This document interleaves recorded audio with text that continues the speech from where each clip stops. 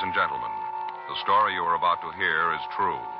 The names have been changed to protect the innocent. Dragnet.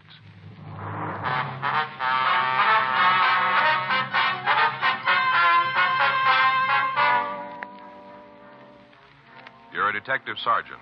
You're assigned to robbery detail. In the past 5 weeks, an unidentified holdup man has robbed 12 drugstores. He's taken money and narcotics. There's no lead to who he is or where he is. Your job, find him.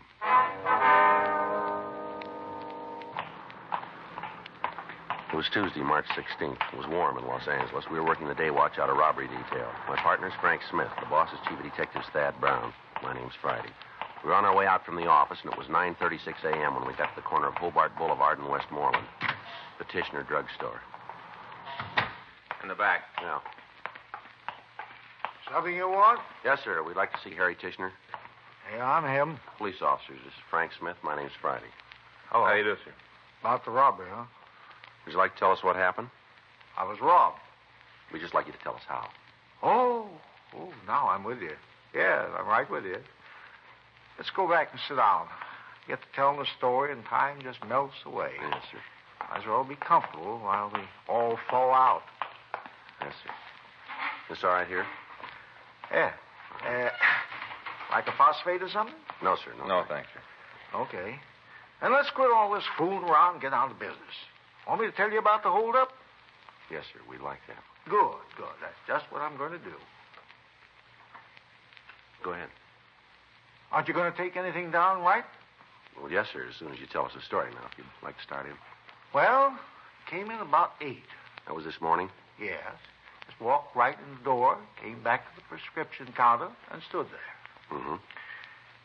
Had this little piece of paper in his hand. I figured it was from a doctor, prescribed medicine. Yes, sir. Wasn't.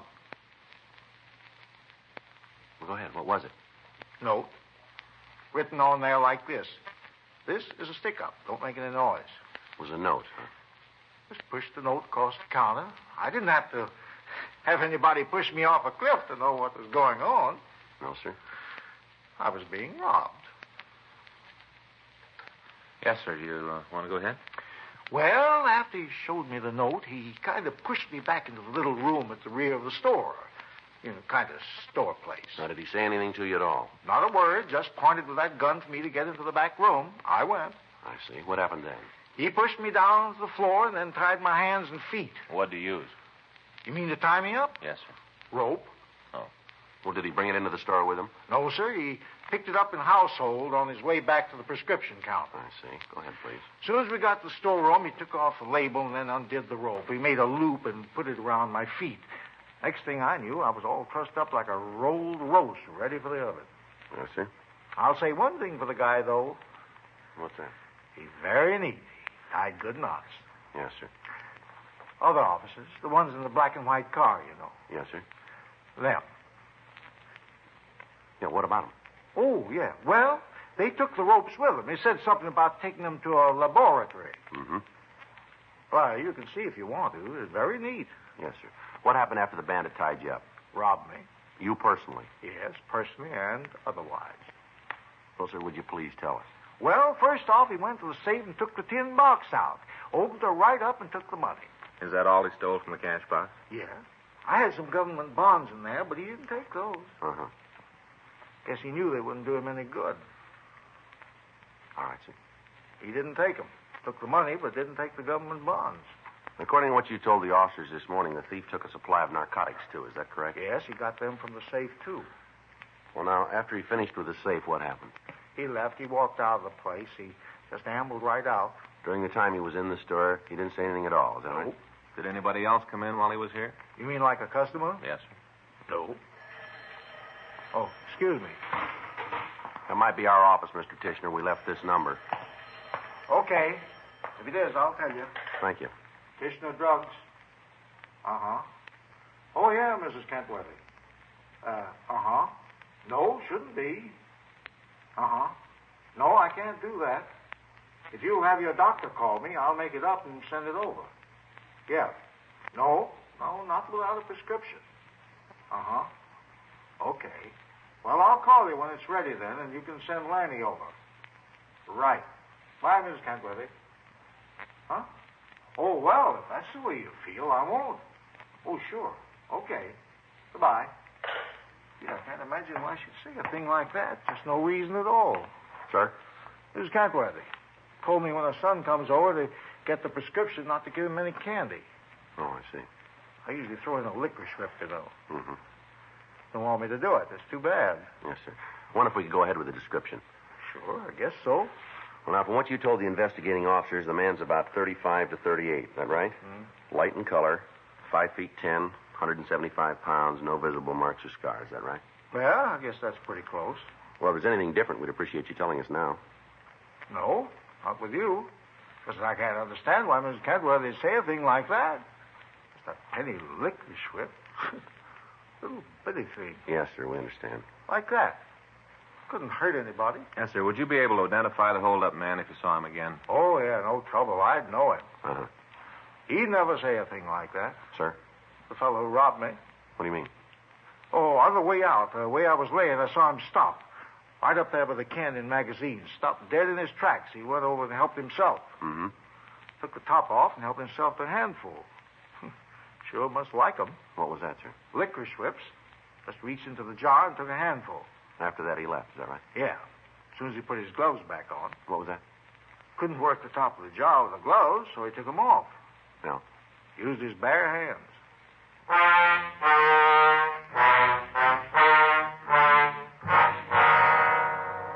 10:02 a.m. Frank put in a call to Harlan Stahl and Leighton Fingerprints. We asked him to come out and go over the glass candy jar.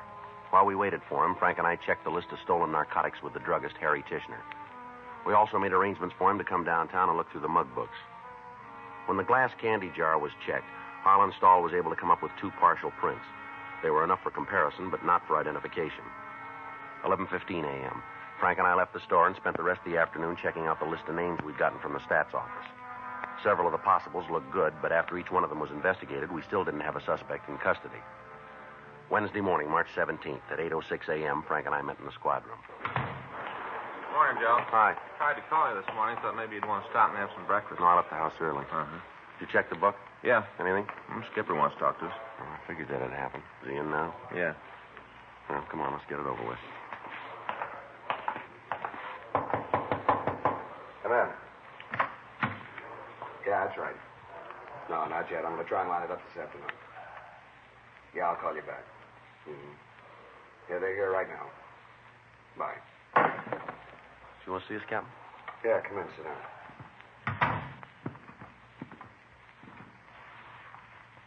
Going in, I won't tell you who's on my back about this thing, and you don't give me any excuses, right? All right. Where are you? Still in front of the first store. That's how long ago? Yeah, it's been 5 weeks. What do you know about him? WMA, description, close. Match on all the jobs? Close enough so we know it's the same guy. Okay, what else? He uses a stolen car to get to the store. He drives it away. Isn't too careful to hide the license plate. We've been able to come up with 3 out of the 5. Check the cars out? Yeah, clean. Not a print on them. Nothing else. Picked up something yesterday. Should help when we nail him. What's that? Well, Stahl lifted a couple of partials from a candy jar. That'll be enough for comparison. Can't make the suspect on him, huh? No, it's not enough to classify. What about the narcotics he's taking? You show up anyplace? No, not that we can find. We've been down all the alleys. There's nothing there. We talked to Lucarelli. Hop squad's got nothing on it. If none of it's showing up, then it could mean he's using the stuff himself. That's what we got figured. How about the stats office? If we spend much more time down there, they're going to put us to work with the machines. Informants? Well, they're giving us smiles. That's about all. You think they're holding? No. Come over here. Take a look at the map. The way he's picking the places, he's set up a pretty definite operating schedule. Here, Venice Boulevard, Kingsley Drive, Western, Adams, Washington, the rest of them. They're all grouped in this area. Yeah. You got to figure he's going to keep working the vicinity until he hits them all. Then maybe he'll move on to something else. It might help if we could come up with a reason that he's working there. Anything you can come up with has got to help. Yeah, we know.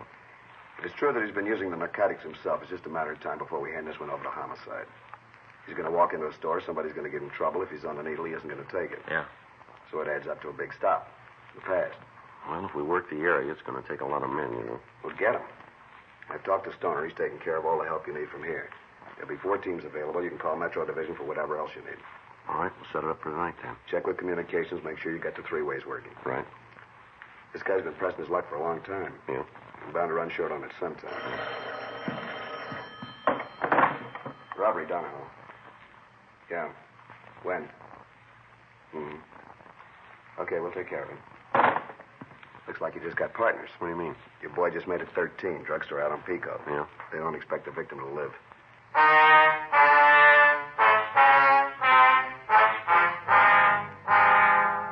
Frank and I left the office and drove over to Georgia Street Receiving Hospital. We talked with the officer on duty. He told us that the victim's name was George Rayler. He owned a small neighborhood drugstore at the corner of Pico Boulevard and Vineyard Avenue. He went on to say that he didn't have all of the particulars of the beating, but that it had occurred during the commission of a robbery. We talked to Dr. Sebastian. He told us that the elderly man was suffering from a fractured skull, broken ribs, and possible internal injuries. He added that from Rayler's appearance, it looked as if he'd been beaten about the head and shoulders with a heavy instrument and then kicked in the chest. We left word to call as soon as he could be questioned, then we drove over to the store on Pico. Yes, there's something I can do for you? Police officers. Oh, how's Mr. Rayler? You seen him? No, we haven't yet. You heard anything? Is he going to be all right? Well, we don't know that yet. I sure hope so. Yeah, the guy who hit him sure did a job. Just beat him something awful. Yeah, we know. Not enough just hitting him, but then he knocked him down and stomped him. Awful. You hear when it happened? Yeah, I saw the whole thing. You want to tell us what happened? You mean for the investigation? That's right. Okay. You want to give us your name first? Calvin Webster. You work here in the store, do you, son? Yeah, that's right. Sort of a general left hand. What was it? Well, you see, Mrs. Rayler's his right hand. I'm the left. Yeah. She wasn't here today, and down having her hair fixed. Probably just as good. All right, Webster. You want to tell us? Well, fella came in about 8:30, right after we opened. He came in and went back to the prescription counter. I was going back to tell him that Mr. Rayler would be right out, and then he was. Rayler? Yeah, he was back checking the stock on vitamin pills. We do a big business in them. I have to have a pretty careful watch on the supply. Wouldn't want to get caught short. All right, go ahead. Well, the fella, the holdup man, you know, Yeah, go ahead. well, he took this little piece of paper out of his coat. I figured it was a prescription. Looked like it. Mm-hmm. Well, it wasn't. It turned out to be the note where he said he wanted the money. Mm-hmm. Did you see the note? Well, not so as I can read it. First, I knew there was something wrong when Mr. Rayler started to yell at the guy. Told him to get out of the store, ran around the counter and tried to grab him. Mm-hmm. Yelling all the time for me to call the police. Call the cops. Call the cops, like that, he yelled at me. What'd you do? I looked to see if I had a dime. What? Well, you see, in the past, Mr. Rayler's had trouble with people making phone calls on a private phone, so he had one of those little lock things put on it. You can answer incoming calls, but you can't phone out. I see. So I needed a dime to call the cops. Yeah. Well, I didn't have one. Only 75 cents for my lunch, a half and a quarter. I see.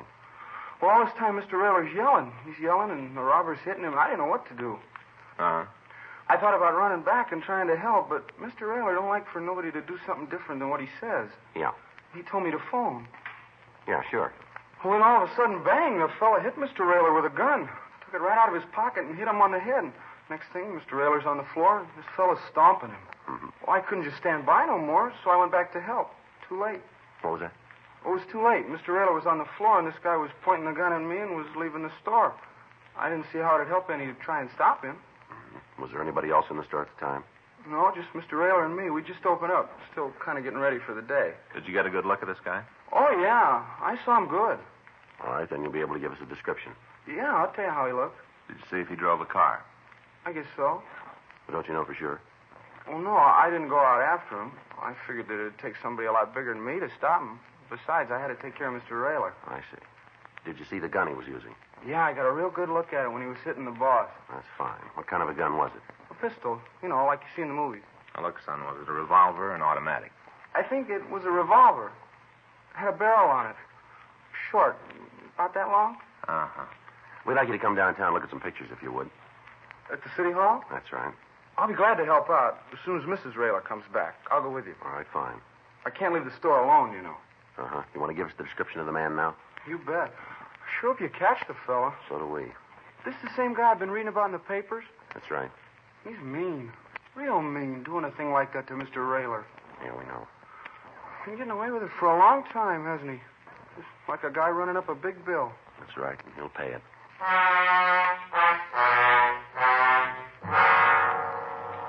As soon as someone arrived to take care of the drugstore, we took Calvin Webster down to the city hall. He was shown all of the mug books and pictures of recent parolees. He was unable to make an identification. We had him returned to his home, and then Frank and I checked with Dr. Sebastian over at Georgia Street Receiving Hospital. He told us that the latest victim had been transferred to the county hospital and was out of the critical stage. He went on to say, however, that it would be several hours before we'd be able to talk to him. We checked with Captain Donahoe and Lieutenant Stoner. We also contacted officers from Metropolitan Division and made arrangements for the additional cars that we'd need in setting up the rolling stakeout. That night at 7:30 p.m., the plan was put into operation. 10 undercover cars maintained a watch on the drugstores in the area. All suspicious vehicles were checked on. All pedestrians loitering in the vicinity were interrogated. Our suspect remained free. 3 days went by without result. The bandit had stopped his operations. On Sunday, March 21st, Frank and I were driving up Western Avenue just north of Pico. What do you think? I don't know. Maybe after he had that trouble with Railer, he decided to call it quits. Doesn't figure. Huh? Guy that's had the breaks he has not going to let something like a beating stop him. No. Hope you're right. All units on frequency 1, stand by. All units on frequency 1, stand by. That might be a good one. Yeah. Stand by 1J14. All units in the vicinity of 1947 Wilton Place. 1947 Wilton Place. An officer needs help, code 3. All units in the vicinity of 1947 Wilton Place. An officer needs help, code 3. You got the lens? Yeah, here you are. You think it might be our boy? We'll know in a minute.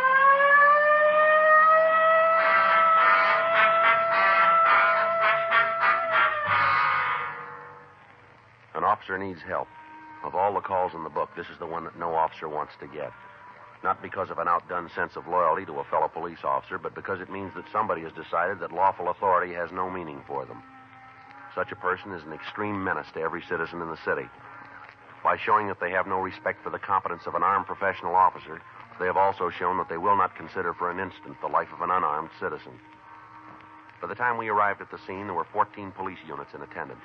From one of the officers, we got the story. Unit was working the street, saw this young guy run out of the liquor store, stopped to see what was going on. Yeah? Told the fellow to stop. Didn't make any difference. Kept going, huh? Yeah. Officer in the car told him to stop or he'd shoot, and the suspect turned around and fired at the policeman. How is he? Flesh wound. What about the suspect? Well, he didn't get the chance to fire more than twice. That him over there? Yeah. Anything from the owner of the liquor store? Well, just that the suspect tried to hold him up. He walked in, showed him a note. The owner went along with it. Handed over the money, and then the suspect left. That's it. Better take a look. Yeah. Well, it might be a break. It's a hard way to get it, isn't Yeah. it? I'll take a look. How about it? I can't tell for sure. Huh? Description doesn't match too good. Yeah. No, I don't think it's our suspect.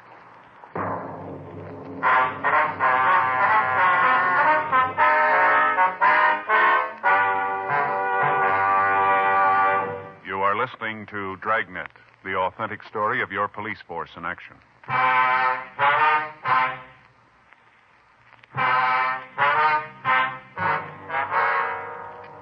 The wounded police officer was taken to George Street Receiving Hospital for treatment.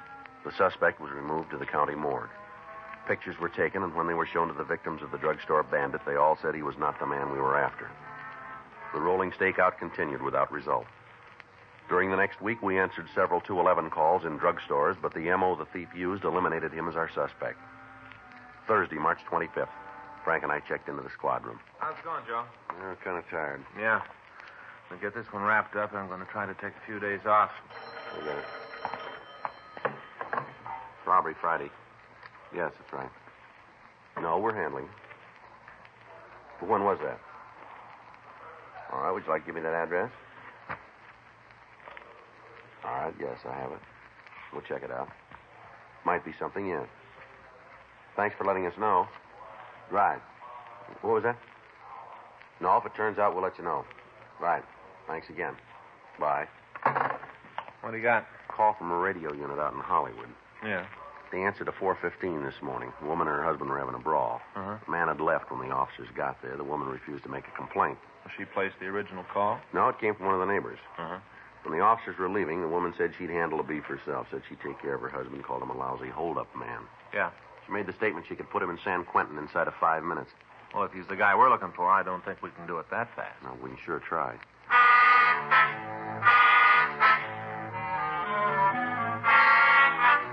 We left the office and drove out to the address I'd gotten on the phone. It was a small one-story house set well back on the lot. When we got there, the lights were on. Frank and I went up to the front door and rang the bell. Yeah, Miss Kearney? that's right. Police officers like to talk to you. What about? Might be better if we talked inside. All right. my partner, Frank Smith. My name's Friday. How you do? Hi. You alone here in the house? It's the baby and me. I see. Where's your husband? Look, before I start telling you a lot, why don't you let me know what this is all about? We got a report from a radio car that there was a disturbance here this morning. Is that right? Wasn't anything. Me and Keith had a beef. Not even worth calling the cops about. The officer said you made the remark that your husband was a hold-up man, that you could send him to prison. Is that right? They talk a lot, don't they? They listen more, lady. You want to tell us what you meant? Yeah? Well, go ahead. You go back and tell the little boys in the play suits they're wrong on this one. Is that so? Yeah, because I meant nothing. Nothing at all. Pretty serious thing to say without reason, though, isn't This it? morning I had a reason. What, you want to tell us what it was? I don't see why not. You cops start nosing around, you'll find out anyway. I got trouble with my old man. What kind of trouble? He's out with other women. Didn't come home last night. We had a beef about it. The cops were called and they used their big ears.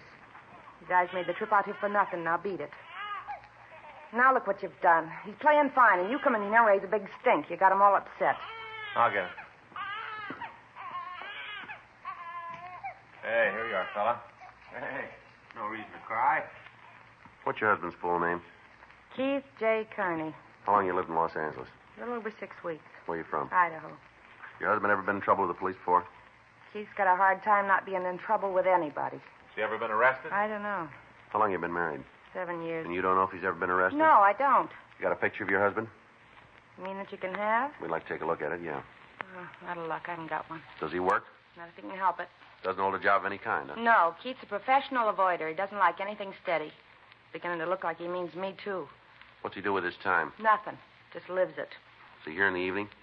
If he was, there wouldn't have been the beef this morning, and you wouldn't be asking a lot of questions. I don't know what you're trying to get me to say, but I can't go along with you. You got a problem with Keith, then talk to him. Leave me out of it. I'll get it.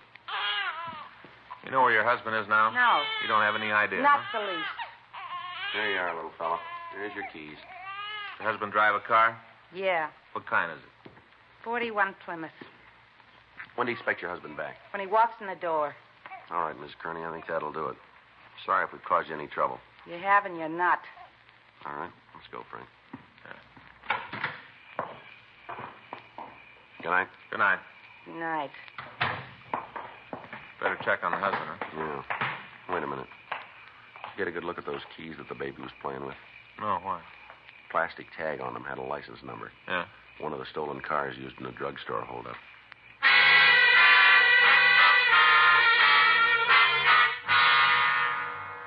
Frank and I went back to the car and drove around the block, parking up the street from the Kearney residence. We called the name of the man and his wife into R&I, but there was no record on either one of them. Because of the remark made by his wife and the finding of the car keys, it was decided to stake out on the house and wait for the husband to return. 7:30 p.m., 8:30, 9 p.m. The lights in the house went out, but there was still no sign of Keith Kearney. 10:30. We called the office and told them we'd wait it out.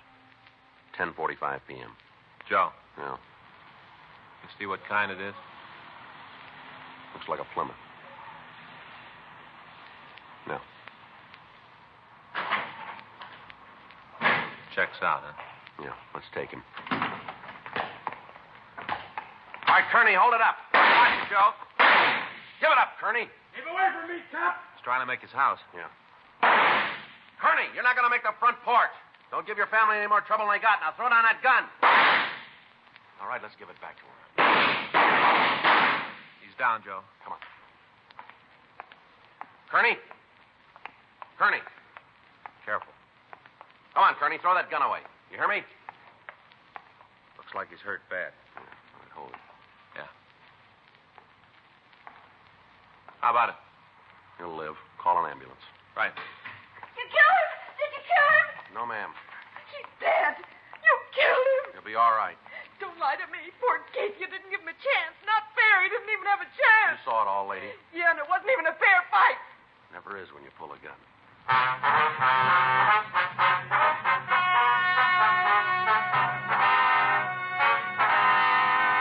Keith Jarris Kearney was tried and convicted on 9 counts of robbery in the first degree and received sentence as prescribed by law. Robbery in the first degree is punishable by imprisonment for a period of not less than 5 years. Dragnet is a presentation of the United States Armed Forces Radio Service.